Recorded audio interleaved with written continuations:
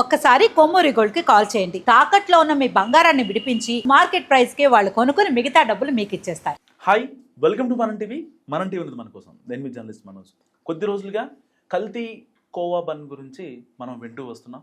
So దానికి సంబంధించిన అసలు హిందువులు ముస్లింలు అనే విషయాలు పక్కన పెడితే ప్రజలు ఏదైనా సరే 10 రూపాయలకి అమ్మినా 20 రూపాయలకి అమ్మినా అది తిన్న ప్రజలు సేఫా కాదా అనే యాంగిల్లో మనం ఇప్పుడు దాకా ఉన్నాం. సో ఇలాంటి నేపథ్యంలో ఇటు కోవాకి అటు కల్తీ నెయ్యికి ఏదైతే తిరుమల లడ్డూలో కల్తీ జరిగిందో దానికి దీనికి సింక్ చేసే ప్రయత్నం చేస్తున్నారు సోషల్ మీడియాలో. అసలు ఆ వార్ ఎందుకు వస్తుంది ఏంటి మాట్లాడదాం. మనతో పాటు యాడ్ అయ్యారు సీనియర్ జర్నలిస్ట్ అండ్ ప్రముఖ పొలిటికల్ అనలిస్ట్ కట్టా కార్తిక్ గారు. నమస్కారం. నమస్కారం. ఈ కల్తీ నెయ్యికి అసలు కోవా బన్కి లింక్ ఏంటి సార్? అసలు యాక్చువల్గా కోవా బన్ ఇష్యూని మొట్టమొదటి నువ్వే ప్రియా చౌదరి గారితో ఇంటర్వ్యూ చేశావు. ఏంటి ఇష్యూ? మీ అనుమానం ఏంటి? కోవా బన్లో ఏదో కెమికల్ కలిపారు, లేదో ఫుడ్ ఆజాదీ చేస్తున్నారు, ఇదే కదా అనుమానం? ఆవిడ చెప్పింది దాంట్లో అది నకిలీ, అది కల్తీ, బన్ను బాగాలేదు, దాంట్లో పురుగులు ఉండే అవకాశం ఉంది అన్నట్టుగా ఆవిడ మాట్లాడారు కదా. అది నకిలీ, అదో కల్తీదో ఏదో రకమైన అనుమానం. ల్యాబ్ రిపోర్ట్స్ ఉన్నాయా? ఫుడ్ సేఫ్టీ అధికారులు నివేదిక ఏమైనా ఉందా? లేదు. ఒక అనుమానం, కేవలం ఒక అనుమానం ఆధారంగా మాట్లాడారు. అనుమానానికి కారణం ఏంటంటే ఇంత తక్కువకి ఎలా అమ్మగలుగుతున్నారు అనేదే కదా అనుమానం. అవును. నేనేమంటానంటే ఇప్పుడు కోవా బన్ను హిందువులంతా తినాలని ఏమైనా రూల్ ఉందా? ఎవడన్నా నచ్చినోడు తింటాడు, నచ్చినోడు కొనుక్కోడు. హైజీనిక్ గా కావాలి, క్వాలిటీ ఫుడ్డే కావాలి అనుకున్నవాడు కొనుక్కోడు కూడా. ఇప్పుడు అది కొనాల్సిందే, తినాల్సిందే అనేటువంటి రూల్ ఏం లేదు కదా. సరే, అదొక అనుమానం ఉంది, అది పక్కన పెట్టేద్దాం. కానీ తిరుమల తిరుపతి దేవస్థానంలో లడ్డూ ప్రసాదంలో నకిలీ, కల్తీ కాదు నకిలీ. కల్తీ అంటే ఏంది? ఏదన్నా నెయ్యిలో ఏదైనా కలిపారనుకో దాన్ని కల్తీ అంటారు. ఏదైనా పాలలో నీళ్లు పోతే కల్తీ అంటారు. నీళ్ళలో పాలు పోతే కల్తీ కాదు కదా. అసలు నీదే పాలని చెప్పి అమ్మితే అదట.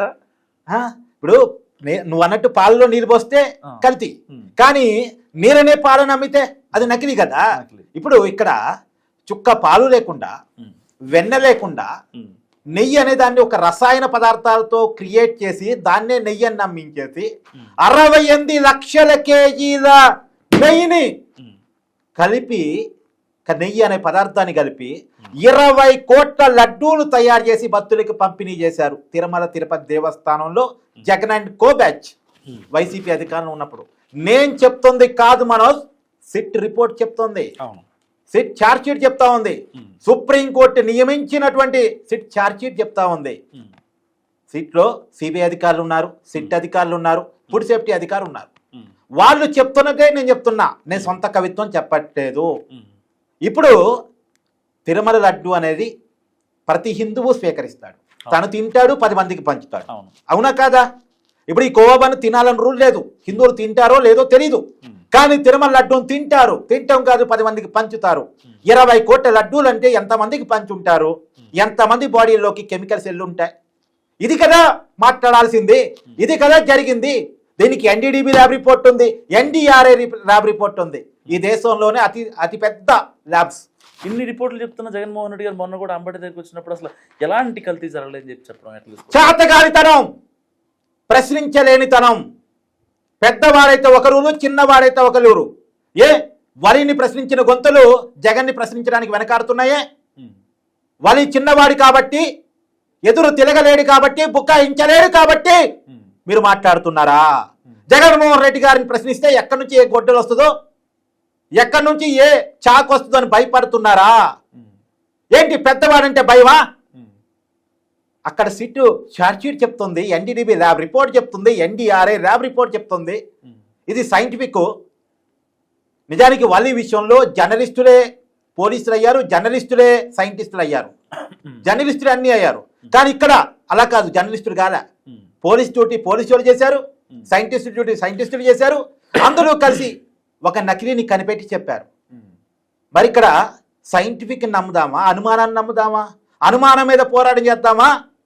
తప్పు వెలికి తీసిన దాని మీద సైంటిఫిక్ డేటా మీద పోరాటం చేద్దామా? రెండోది, కోవా బన్ చేసుంటే అది ఒక వ్యక్తి చేశాడు, కానీ జగన్మోహన్ రెడ్డి ఒక వ్యక్తి కాదు, ఒక వ్యవస్థ. తన చేతుల్లో ప్రజలిచ్చిన అధికారాన్ని పెట్టుకొని, ప్రభుత్వాన్ని పెట్టుకొని, తన అధికారాన్ని ఉపయోగించుకొని ఇలా చేశాడు. కాబట్టి ఇది ఎంత తప్పు?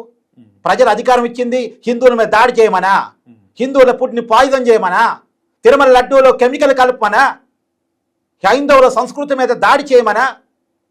ఈ ప్రపంచంలో ఎంతమంది హిందువులు ఉంటారో ప్రతి హిందువు నమ్మేటువంటి దేవుడు తిరుమల తిరుపతి వెంకటేశ్వర స్వామి. అవునా కాదా? అవును. మనందరికీ కూడా ఇలవెల్పు ఆయన. అలాంటి దేవుడి దగ్గర దేవుడి ప్రసాదంలో కెమికల్ డైరెక్ట్గా కలిపి తయారు చేసి దాన్ని పంపిణీ చేస్తే దాని మీద మాట్లాడరే, నోరు రాదే? ఎందుకు భయం? మాట్లాడండి, ప్రశ్నించండి. నేను అంటున్నా హిందూ సంఘాలందరికీ కూడా, హిందువుల మీద ప్రేమ ఉన్న వాళ్ళందరికీ కూడా, సోషల్ మీడియాలో కోవాబన్ మీద మాట్లాడుతున్న వాళ్ళందరికీ కూడా, కోవాబన్ మీద మీకున్న అనుమానాలు మాట్లాడండి, తప్పలేదు. ఏ అనుమానమైనా మాట్లాడాల్సింది, కానీ మాట్లాడాల్సింది అనుమానం మీద కాదు, ఆధారం ఉన్న దాని మీద. ముందుగా ఎగ్జాక్ట్లీ బాగా చెప్పారు. ఆధారం ఉన్న దాని మీద. దీని మీద మీరు స్టాండ్ తీసుకుంటున్నారు? ఖచ్చితంగా నేను డే 1 నుంచి తిరుమల నెయ్యి కల్తీ విషయాన్ని ఫైట్ చేస్తున్నాను. ఈ కోవా బన్ విషయం వచ్చినప్పుడు నేను మొదటిగా ఆలోచించాను, దీంట్లో ఏముందో ఏంటో, అసలు ఏం జరుగుతుందో చూశాను. కానీ తర్వాత కాలం నాకు అనిపించినటువంటి విషయం ఏంటంటే, అసలు మాట్లాడాల్సిన విషయాల మీద మాట్లాడకుండా కొసరి విషయాల మీద మాట్లాడుతున్నారేంటి? చిన్నవాడి కాబట్టి, ప్రశ్నించలేని వాడి కాబట్టి అతను బదనం చేయగలుగుతున్నారు. నేను అంటున్నా దీంట్లో మతాన్ని లాగుతున్నారు, దీంట్లో రకరకాల ఇష్యూలు తీసుకొస్తున్నారు. తీసుకురావాల్సింది ఎక్కడ? అసలు ఇక్కడ కదా. ఎందుకు చేసి ఉంటాడు జగన్మోహన్ రెడ్డి? 235 కోట్ల కుంభకోణం. ఇప్పుడు వలి ఎంత సంపాదించాడని రబ్బా, ఒకళ్ళు నిజంగానే కల్తీ చేశాడు అనుకుందాం, ఒకళ్ళు అనుకుందాం. అంటే మీరు చెప్పేదాన్ని బట్టి ఇక్కడ మతాలొద్దు, కులాలొద్దు, ఎలాంటి వద్దు, కేవలం ప్రజల శ్రేయస్సు, ప్రజల యొక్క ఏదైతే లైక్ మనోభావాలు ఉంటాయో వాటి గురించి మాట్లాడుతున్నారు కదా. మతాన్ని కూడా తీద్దాం, ఇక్కడ మతం కోణం నుంచి కూడా ఒకసారి ఆలోచిద్దాం. ఆ కోణం నుంచి ఆలోచించినా సరే డైరెక్ట్ దేవుడి దగ్గర, దేవుడు చూస్తుండగా దేవుడి ప్రసాదాలు కలిపిన దాని ఇక్కడ తప్పెక్కడుంది? ఇక్కడ ఇప్పుడు హిందువులు హట్ కావాల్సింది, వాళ్ళ మనోభావాలు ఇబ్బంది కలిగింది. ఇక్కడ మేడారం జాతరలో కల్తీ కోవా అమ్మిన కాడ తిరుమల దేవస్థానం డైరెక్ట్ గా కెమికల్ కలిపిన, దేవుడి ప్రసాదంలోనే కెమికల్ కలిపిన కాడ, ఇక్కడ మేడారం జాతరలో సమ్మక్క సారక్క ప్రసాదంలో కలపలే, అతనేదో అమ్ముకుంటున్నాడేమో, అది ఇష్టం ఉన్నవాడు కొనుక్కుంటే లేకపోతే లేదు. ఇక్కడ అలా కాదు, తిరుమల వెళ్ళిన ప్రతి ఒక్కళ్ళు కూడా స్వీకరించేటువంటి దేవుడి ప్రసాదంలో కలిపాడు జగన్మోహన్ రెడ్డి. ఒక లడ్డు తీసుకునే 4 లడ్డులు తీసుకుంటాం కదా. మనం తినేది కాక 10 మంది పంచుతాం. ఇప్పుడు కోవబన్ను కొనుక్కున్నావు అనుకో, 10 మంది పంచుతావా? 10 మంది పంచుతావా? పంచం కదా. నువ్వు తింటావు, నచ్చితే తింటావు, నీ టేస్ట్ నచ్చకపోతే పడేస్తావు. కానీ తిరుమల లడ్డు అలా పడేస్తావు నువ్వు, ఆ పాపం ఇవ్వడం చేస్తాడా? ఎవడు చేయడు. ఎవ్వడు తిరుమల ప్రసాదాన్ని తప్పుగా అంటే కళ్ళకద్దుకొని చెప్పులు ఇడిచి నోట్లో వేసుకుంటాడు. అది మనం ఆ లడ్డూకి ఇచ్చేటువంటి పవిత్రత. మరి దాంట్లో కలిపితే మాట్లాడరు ఎందుకు అంటే, నేను అంటే ప్రశ్నించలేని గొంతులు నోరు మూసుకొని ఉంటే వాడు నువ్వు అన్నావు కదా జగన్మోహన్ రెడ్డి ఇంకా బయట తిరగలుగుతున్నాడని, బయట తిరుగుతాడు, బుకాయిస్తాడు. నేను అంటున్నాను, ఒక తప్పు చేసిన వ్యక్తి ఎలా బయట తిరగలుగుతున్నాడు? నీ చేతగాని తనం కాదా? నువ్వు ప్రశ్నించలేని తనం కాదా? నువ్వు మాట్లాడలేని తనం కాదా అని నేను అంటున్నా. మాట్లాడు, ప్రశ్నించు. నువ్వు హిందువు అయితే నీ దేవుడి ప్రసాదంలో డైరెక్ట్గా కెమికల్ కలిపినప్పుడు ప్రశ్నించు, పిడికలు బిగించు. ఇప్పుడు 68 లక్షల కేజీల కెమికల్స్ మన బాడీలోకి వెళ్ళాయి అని సిట్ ఛార్జ్ షీట్ చెప్తుంది. దాని మీద ప్రశ్నించు. ఏదో లేనిపోని చిన్న కొసర విషయాల మీద కాదు, తప్పు జరిగిందో లేదో అనుమానాల మీద కాదు, తప్పు జరిగింది అని చెప్తున్నటువంటి ఆధారాల మీద ప్రశ్నించు. తప్పు చేసినటువంటి వ్యక్తి మీద ప్రశ్నించు. భయపడితే మళ్ళీ నిన్ను మోసం చేస్తూనే ఉంటారు. ఎంతగా తెగించారంటే మనోజు, దేవుడి దగ్గర ఒక దొంగతనం జరిగింది. 72,000 దొంగతనం జరిగింది. ఆ పట్టుకున్నది 72,000 దొంగతనం చేస్తున్నాడు.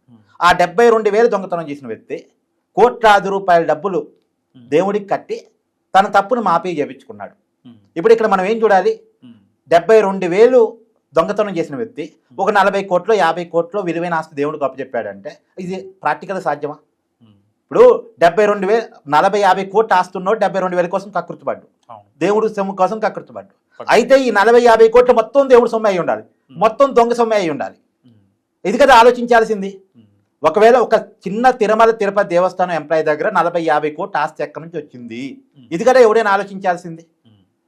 కానీ ఈ చిన్న దొంగతనం కదా అని జగన్మోహన్ రెడ్డి గారు ఓపెన్గా మాట్లాడగలిగారు అంటే మన చేతగానితనం కాదా? మనం ప్రశ్నించలేని తనం కాదా? డైరెక్ట్గా ఓపెన్గా మీడియా ముందుకు వచ్చి మైకు పట్టుకొని చిన్న దొంగతనం వదిలేయండి అని అనగలుగుతున్నాడంటే ఎవరి చేతగానితనం అది? మనం మాట్లాడలేకపోవడం కదా. మన దేవుడి దగ్గర దొంగతనం చేసి మన దేవుడితోనే రాజీ చేసుకొని, అది కూడా నిబంధనలకు విరుద్ధంగా చేస్తే దాన్ని మాట్లాడలేకపోతున్నాం మనం.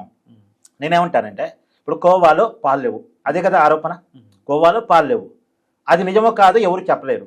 కానీ ఈ తిరుమల నెయ్యిలో పాలు లేవు, ఎవరు చెప్తున్నారు? సిటీ చెప్తుంది. చుక్క పాలు లేకుండా మళ్ళీ ఎలా ఇచ్చారు టెండర్ కూడా? వాళ్ళకి పాలు లేవు అని తెలిసి ఇచ్చారు, కాదు తెలిసి ఇచ్చారు, నిబంధన మార్చి ఇచ్చారు. మామూలుగా తిరుమల తిరుపతి దేవస్థానం నిబంధన ప్రకారం 4 లక్షల ఆవు పాల సేకరణ ఉన్న కెపాసిటీ ఉన్న సంస్థకే టెండర్ చెప్పాలి, నెయ్యి టెండర్ చెప్పాలి. ఆ నిబంధన ఎత్తేసారు. ఎందుకు ఎత్తేసారు? పాలు లేనోడు నెయ్యి ఎట్టి సప్లై చేస్తాడు? అసలు పాలు లేనోడు నెయ్యి ఎట్టి సప్లై చేస్తాడు? ఆ నిబంధన ఎత్తేసి ఏ డైరీకి, బోలేబాబు డైరీకి టెండర్ చెప్పారు. అసలు అలా మినిమం ఇప్పుడు పాలు సేకరణ ఉంటారని నిబంధన ఎందుకు పెట్టుంటారు? అప్పట్లో పాలు ఉన్నోడే కదా నెయ్యి సప్లై చేసేదని పెట్టుంటారు. కానీ ఆ నిబంధన ఎత్తేసి నువ్వు ఏ డైరీకి, బోలేబాబు డైరీకి ఇచ్చావంటే నువ్వు నకిలీ పంపు, నేను ఎలో చేస్తా అని ఓపెన్గా ముందే ఒప్పుకున్నట్టు కాదా? అంటే నకిలీ పంపు అని ఆ రోజు ప్రభుత్వమే చెప్పింది, వాళ్ళు నకిలీ పంపించారు. ప్రభుత్వమే ఆహ్వానించినప్పుడు నకిలీని వాళ్ళు పంపించడం తప్పే ఉంది? ఇప్పుడు పంపించమన్నోని కదా మనం తప్పనాల్సింది, ఎలో చేసినోని కదా తప్పనాల్సింది. ఇప్పటి వరకు ఛార్జ్ షీట్లో తప్పుని కనిపెట్టారు, తప్పు చేసిన వాడిని, ఆ నకిలీ పంపించిన వాడిని పనిష్ చేస్తున్నట్టు ఆ రిపోర్ట్లో నిందితుల లిస్టులో పెట్టారు, తప్పుని ఎలో చేసిన వాడిని పెట్టలేదు. ఇప్పుడు దీని మీద ప్రశ్నించండి. హిందూ సంఘాలైనా, నేనన్న మీరు అన్నట్టు ప్రియా చౌదరి గారినైనా, మేడం మీరంటే చాలా రెస్పెక్ట్ ఉంది మాకు, నిజంగా హిందువుల కోసం నిలబెడతారు అనేటువంటి నమ్మకం ఉంది. నిజానికి హిందువుల కోసం నిలబడే వాళ్ళైతే మీరు ఖచ్చితంగా ఈ విషయాన్ని లేవనెత్తండి. ఎందుకంటే మన మనోభావాలు మాత్రమే కదా, మన ప్రాణాలు కూడా ఇబ్బంది. ఎందుకంటే కెమికల్స్ కలిపారు అని ఛార్జ్ షీట్ చెప్తుంది. ఆ రిపోర్ట్ పట్టకొచ్చి ఆ రిపోర్ట్ చూపిస్తూ మాట్లాడిన ఇబ్బంది ఏం లేదు. లేకపోతే మీరు చదువుకొని దాని మీద మాట్లాడండి, తప్పులేదు.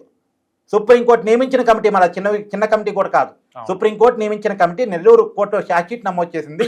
ఆ రిపోర్ట్ పట్టుకొచ్చి మాట్లాడండి, హిందువులందరినీ జాగృతం చేయండి, మనందరం కలిసి ఫైట్ చేద్దాం, తప్పును తప్పుగా ప్రశ్నిద్దాం. థ్యాంక్ యూ కార్తిక్ గారు.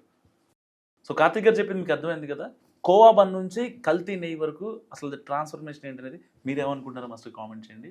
చూస్తున్నాండి మనం టీవీ.